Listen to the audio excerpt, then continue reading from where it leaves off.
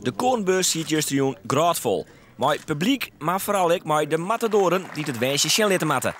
In vrienden komen ze naar voren voor haar lot. Voor het eerst weer een saneemde Stuurde Lotting.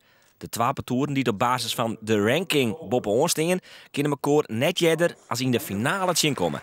De koning van vrienden hier is Bliedma Lotting. Ja, ik denk dat je vooraf hiervoor tekenen. Je hebt een mooi blokje. In principe 3 eerste klas parturen.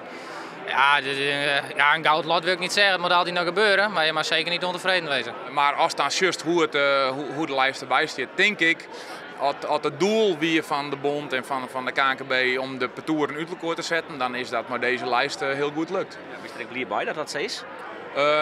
Nou, het voor mij weinig meerwaarde. Zo'n gedag is er ook over de keertswand.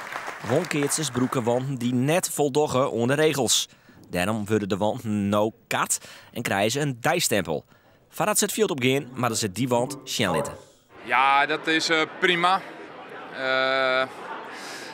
Ja, het idee dat het net helemaal puur is. Daar loopt het probleem in mijn eigen net. Hè. En nou ja, dat is nog wel iets wat ik, ondanks dat ik er al een hele tijd mee bezig ben. En vind ik nog net dat we op het vlak komen binnen dat ik me daar bedel is. Dus er moet zeker nog volle meer om gebeuren dan een simpel dagstempeltje.